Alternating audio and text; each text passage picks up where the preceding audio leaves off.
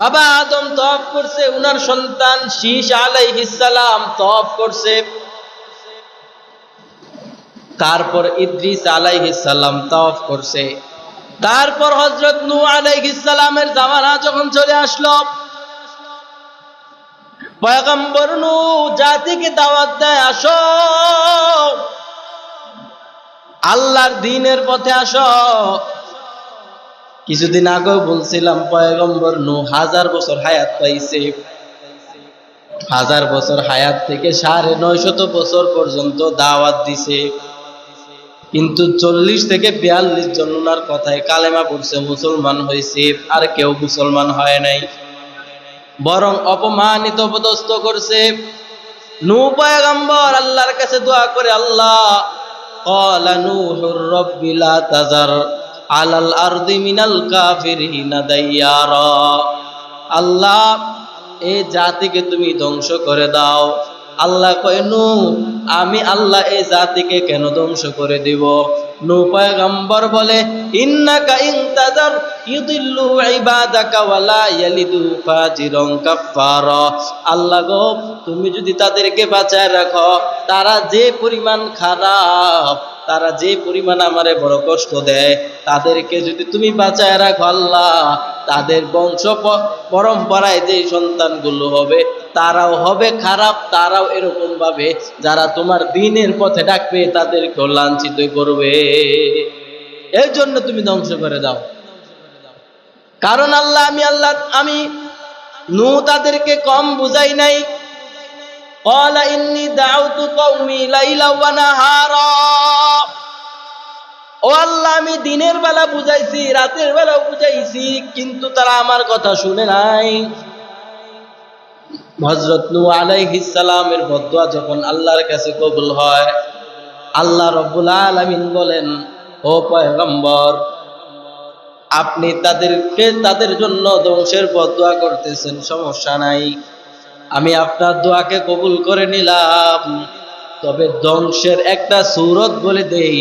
বলে আপনি একটা নৌকা বানান। কি বানান? আল্লাহ রাব্বুল আলামিন বলেন, নসনাইল ফুলকা, আপনি একটা নৌকা বানান, বিআইউনিনা, আমার তত্ত্বাবধানে।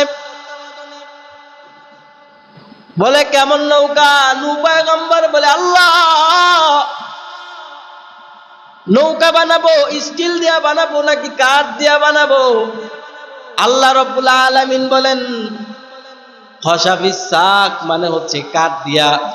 বলে কি কাঠ? মানে শাল কাঠ। কি কাঠ? শাল কাঠ। চিনেন?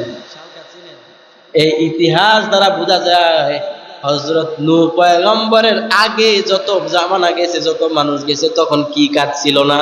শাল কাঠ ছিল না। এটা বলতেছি আমি। তো আল্লাহ রাব্বুল আলামিন বলেন আপনি শাল কাঠ দিয়ে বানান। তো নূহ পয়গম্বর শাল কাঠের খুঁজে এলাকার মধ্যে বাহির হয়ে গেছে, দেখে শাল কাঠ কোথাও নাই। আল্লাহ রাব্বুল আলামিনকে বলে, আল্লাহ আমি শাল কাঠ খুঁজলাম, কিন্তু কাঠ তো পাই না, গাছ তো পাই না, কই পামু শাল কাঠ? আল্লাহ রাব্বুল আলামিন জিবরাইল আমিনের মাধ্যমে একটা বীজ পাঠায় দিছে, শাল গাছের বীজ পাঠাইছে।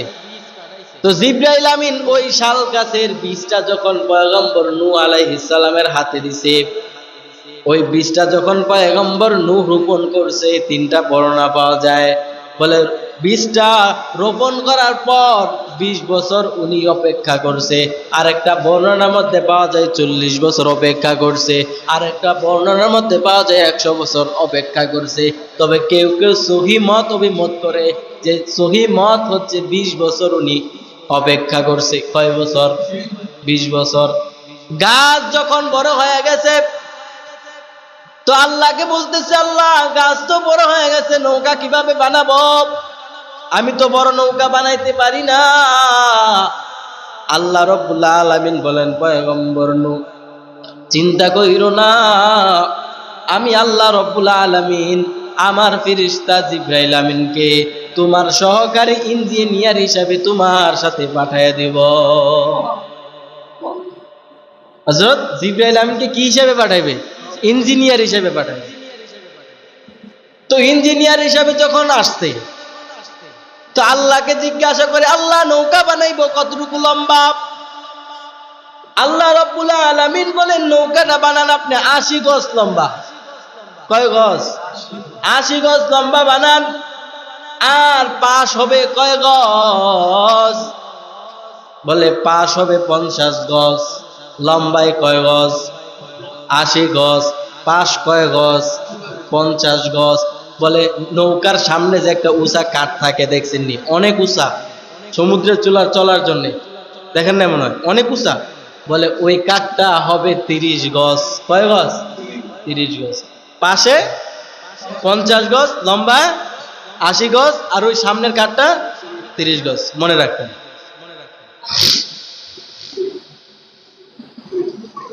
তো উনি 3 তলার আল্লাহকে প্রশ্ন করতেছে, আল্লাহ নৌকা বানাবো কিন্তু কয়তলা বিশিষ্ট বানাবো? জানেন তো কয়তলা? কোন 5 তলা 10 তলা? কোন কয়তলা? 3 তলা বিশিষ্ট। ইমাম ইবনে আসির রহমাতুল্লাহি আলাইহি উনার এক কিতাবের মধ্যে লেখে যে পয়গম্বর নূহ আলাইহিস সালাম 3 তলা বিশিষ্ট নৌকা বানায়। বলে 3 তলা বিশিষ্ট নৌকা কেন বানায়? বলে আল্লাহ রাব্বুল আলামিন পয়গম্বর নূহকে বলে দিয়েছে, ও পয়গম্বর, নিচতলার মধ্যে আপনি যে হিংস্র প্রাণীগুলো আছে এগুলোকে রাখবেন, দ্বিতীয় তলার মধ্যে দুর্বল গাদা এরকম ভাবে গরু ছাগল বেড়া এগুলোকে আপনি দ্বিতীয় তলার মধ্যে রাখবেন, আর উপরের তলা মানে 3 তলার মধ্যে আমার শ্রেষ্ঠ মাখলুক মানে হচ্ছে আপনার উম্মতদেরকে দ্বিতীয় তলায় রাখবেন। কয়তলা বিশিষ্ট? 3 তলা বিশিষ্ট। তো যখন নৌকা বানাইছে তো আল্লাহ বলছে, পয়গম্বর আপনার নৌকা বানানো শেষ। আল্লাহ বলতে আল্লাহকে ডাক দেয়া কয়, ও আল্লাহ, নৌকা তো বানাইছি কিন্তু কখন এরকম ভাবে গজব নেমে আসবে একটু জানায়া দেন। আল্লাহ রব্বুল আলামিন পয়গম্বর নূহকে বলতেছে, ও পয়গম্বর, যখন দেখবেন আমাদের মা বোনেরা যখন পাতিলের মধ্যে ভাত বসানোর পর যখন আগুন দিয়া জাল দেয়, এরকম ভাবে জাল দেওয়ার কারণে পানি যখন গরম হয়ে যায়, গরম হওয়ার কারণে দেখবেন পানি কি করে? উতলায়, বলকায়। আল্লাহ রাব্বুল আলামিন বলতেছে, ও পয়গম্বর, যখন অগ্নি এরকম ভাবে রান্না করা চুলার মধ্য থেকে এরকম ভাবে পানি উতলায় উতলায় উঠতে থাকবে, তখনই মনে করবেন সময় নাই, তাড়াতাড়ি নৌকার মধ্যে সব নিয়ে উঠে যাবে।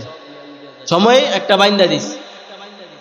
তো এরকম ভাবে সময় যাইতেছে, পয়গম্বর নূহ সবাইরে বুঝাইতেছে, আসো আসো, আমি তো কাবার ইতিহাস টানতেছি কিন্তু নূহ আলাইহিস সালামের ঘটনা কেন বলতেছি? নূহ আলাইহিস সালামের জামানায় যে প্লাবনটা হয়েছে, এই প্লাবনের কারণে এই বাইতুল্লাহ আল্লাহ রাব্বুল আলামিন উপরে নিয়ে নিছে। কথা বুঝতেছেন? এই ঘটনাটাও এটার সাথে সামঞ্জস্য, এই জন্য বলতেছি। তো উনার স্ত্রী রান্নাঘরের মধ্যে রান্না করতেছে, রান্না করা অবস্থায় হঠাৎ করে দেখে নিচের থেকে পানি উঠতেছে। আল্লাহ তো বলছে, বলে উনার স্ত্রী নূহ পয়গম্বরের স্ত্রী রান্না করতেছে চুলা। বলে আরেকটা নতুন কথা শুনেন, বলে যেই চুলার মধ্যে পয়গম্বর নূহ আলাইহিস সালামের স্ত্রী রান্না করতেছিল, ওই চুলার মূল মালিক ছিল আমাদের মা হাওয়া। বংশ পরম্পরা এরকম ভাবে বংশ দ্বারায় আস্তে আস্তে উনি মালিক হইছে। বুঝতে পারছেন? তো কোথায় রানতেছিল প্রশ্ন জাগে। পয়গম্বর নূহ আলাইহিস সালামের স্ত্রী কই বইয়ে রানতেছিল প্রশ্ন জাগে না? 3টা বর্ণনা আছে।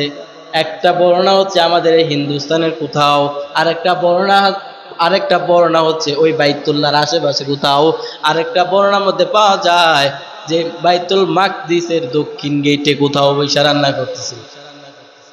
কথা বুঝতে পারছেন? তো যখন পয়গম্বর নূহ আলাইহিস সালামের স্ত্রী দেখতেছে গরম চুলার নিচ দিয়ে কি উঠতেছে, পানি উঠতেছে, দৌড় দিয়া পয়গম্বর নূহকে ডাক দেয়া কয়, ও পয়গম্বর, দেখেন না চুলার ভিতর দিয়ে কেমন যেন পানি উঠতেছে। তখন পয়গম্বর নূহ আলাইহিস সালাম ওনার স্ত্রীকে বুঝাইতেছে, শুনো, আসো আল্লাহর দ্বীনের পথে আসো, আল্লাহ রাব্বুল আলামিন এরকম ভাবে ধ্বংস করে ফেলবে, বন্যা দিয়া সব কিছু ধ্বংস করে ফেলবে। স্ত্রী উনার কথা শুনে নাই। তখন উনি নৌকার সামনে চলে গেছে। আল্লাহকে ডাক দেয়া বলতেছে, আল্লাহ এখন আমি কি করব? আল্লাহ রাব্বুল আলামিন বলেন, ও পয়গম্বর আপনি নৌকার উপরে দাঁড়ান এবং সব মাখলুককে নৌকার মধ্যে তুলেন। পয়গম্বর বলেন, ও আল্লাহ আমি তো সব মাখলুকের ভাষা বলতাম পারি না, সব মাখলুকের ভাষা আমি বলতে পারি না, তাদেরকে আমি কিভাবে ডাকবো? আল্লাহ আরেক কথা বলছেন যে প্রত্যেক মাখলুককে আপনি জোড়ায় জোড়ায় তুলেন। কি কইরা? জোড়ায় জোড়ায় তুলেন। পয়গম্বর নূহ বলে, আল্লাহ কোনটা পোলা কোনটা মেয়ে এইগুলা তো আমি চিনি না, কেমনে তুলবো জোড়ায় জোড়ায়? আমি তো সব মাখলুক সম্পর্কে জ্ঞান রাখি না। আল্লাহ রাব্বুল আলামিন উনাকে বুদ্ধি বাতলাইয়া দিছে, ও পয়গম্বর আপনি নৌকার উপরে দাঁড়াইয়া হাত দুইটা প্রসারিত কইরা দুই পাশে দুই হাত দিয়া আপনি আপনার বাসায় ডাকতে থাকেন। আপনার বাসায় ডাকেন, দেখবেন ডান দিক থেকে যে প্রাণীটা আসবে ওটা হবে পুরুষ, আর বাম দিক থেকে যে প্রাণীটা আসবে ওটা হবে মহিলা। আল্লাহ বাতলাইয়া দিছে। তো পয়গম্বর নূহ আলাইহিস সালাম ডাকতেছে, তো দেখতেছে কেউ আসে না। সে আল্লাহকে আবার জিজ্ঞেস, আল্লাহ কেউ আসে না। আল্লাহ ডাক দেয়া কয়, ও পয়গম্বর তাকায়া দেখেন নিচের দিকে। তাকায়া দেখে সর্বপ্রথম একটা পিপিলিকা, এক জোড়া পিপিলিকা উঠছে। সর্বপ্রথম কি উঠছে? পিপিলিকা উঠছে। এরকম ভাবে প্রাণীগুলো উঠতেছে। তারপর একটা দেখতেছে পয়গম্বর তাকায়া, ডান দিক থেকে একটা সাপ আসতেছে, বাম দিক থেকে একটা সাপ আসতেছে। পয়গম্বর আল্লাহর কাছে দোয়া করে, আল্লাহ সাপ তো আমি বড় ভয় পাই, আমার উম্মতেরাও বড় ভয় পায়, মানুষগুলো বড় ভয় পায়, আল্লাহ এই যা নৌকার মধ্যে সাপ তোলা কি দরকার? আল্লাহ রাব্বুল আলামিন বলে, ও পয়গম্বর আমি সাপকে বিষ দান করছি, এই বিষবিহীন বানায় দিছি, আর যতদিন পর্যন্ত বন্যা হবে ততদিন পর্যন্ত এই সাপ কাউকে এরকম ভাবে আঘাত করবে না। বিষবিহীন আমি বিষ দান করছি এবং বিষবিহীন বানায় দিছি, বিষ আমি নিয়ে নিছি। যতদিন বন্যা থাকবে ততদিন কি হবে না? কেউ রে আঘাত করবে না, কামড়াইবে না।